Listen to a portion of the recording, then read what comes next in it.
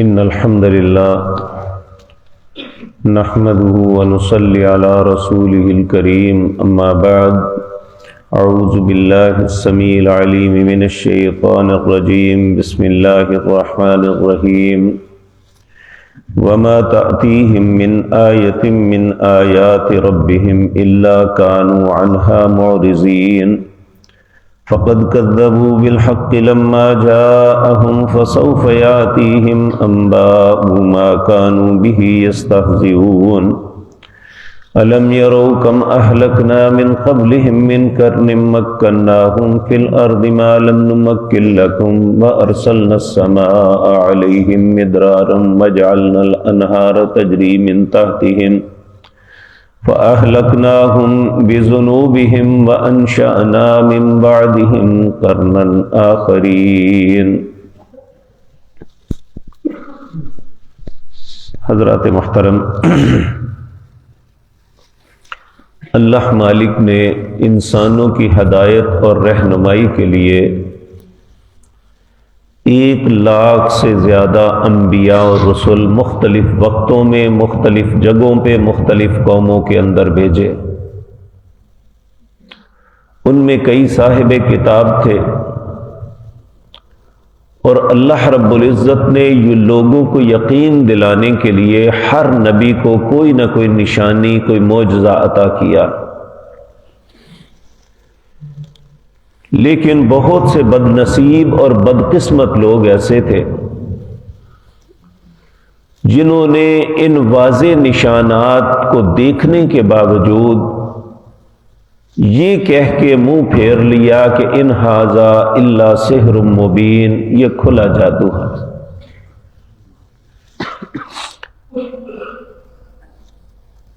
حقیقت بات یہ ہے کہ دانا اور عقل مند وہ انسان ہے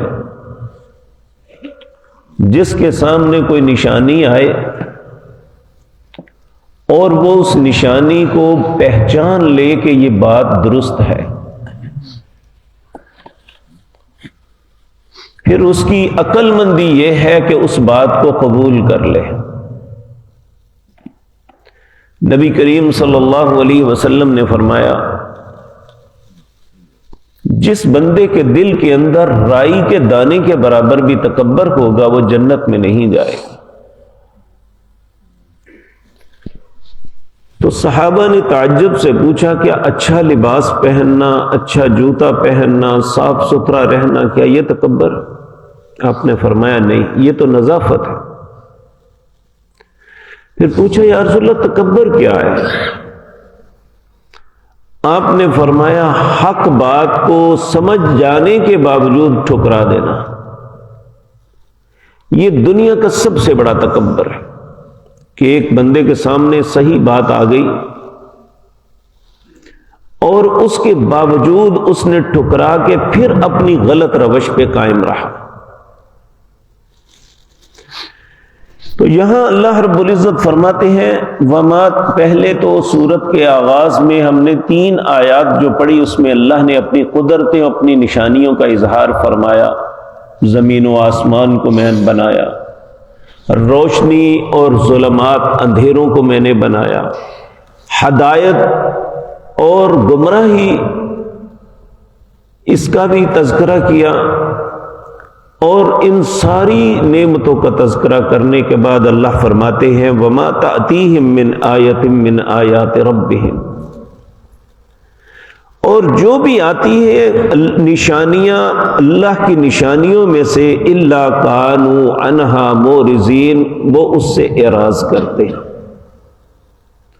اب یہاں نشانیوں سے مراد معجزات بھی ہیں،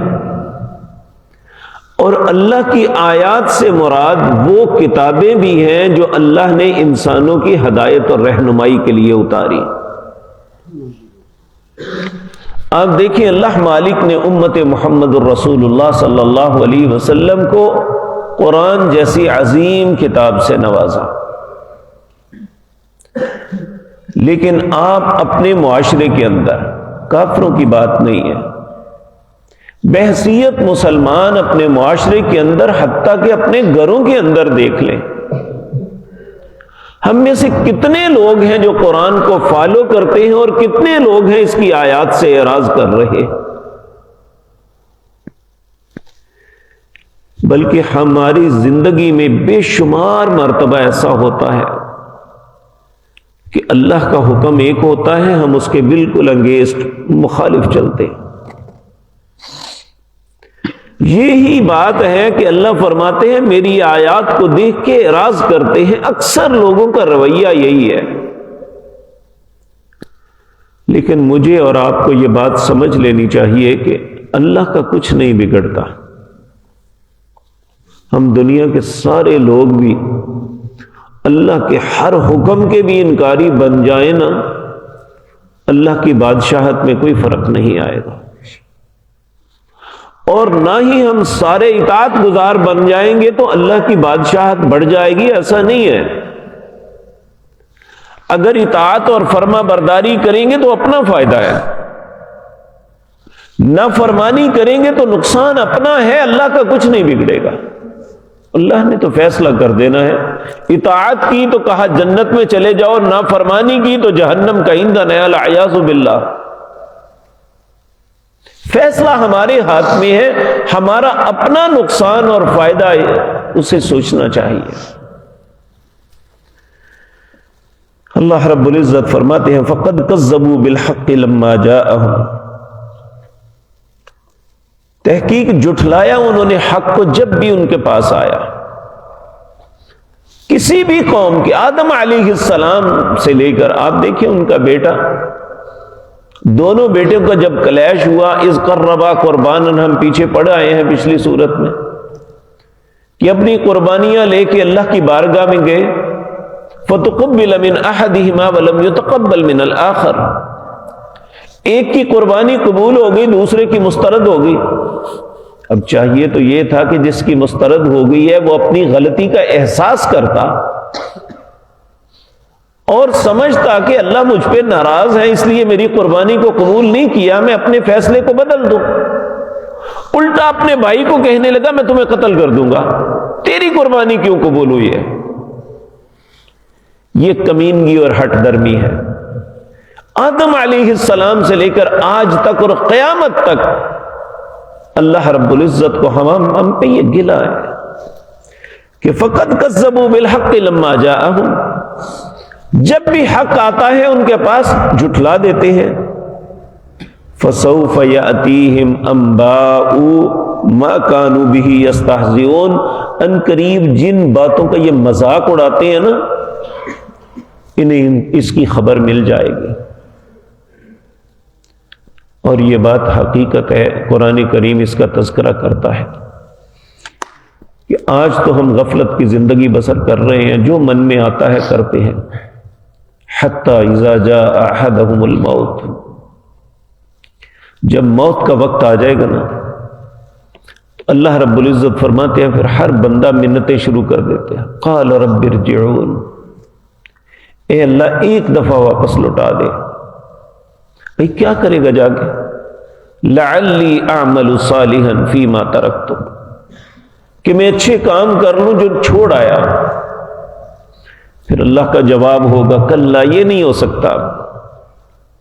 جب یہ بار بار کہے گا تو اللہ فرمائیں گے انہا کلمۃ هو قائلها، تیرے کہنے کی بات ہے، کہتا رہے۔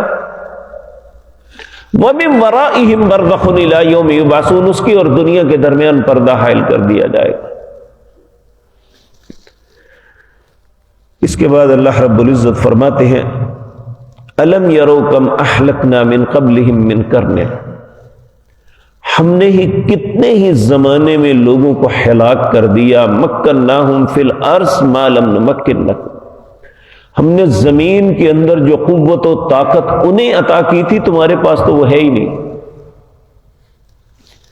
فرعون ایک زبردست حکمران تھا، اس کا اپنی گورنمنٹ پہ پورا کنٹرول تھا، کوئی پر نہیں مار سکتا تھا۔ ایک دنیا کے اندر بہترین دفاعی قوت تھی، ٹیکنالوجی میں مہارت اس زمانے میں سب سے زیادہ اس کے پاس تھی۔ لوگ سب یا اس کے غلام تھے یا اس کی قوم کے لوگ تھے۔ لیکن کیا ہوا؟ اس کی ٹیکنالوجی، اس کی فوجی قوت، اس کا مال و دولت، اس کا عزت و شرف اس کے کسی کام آ سکا؟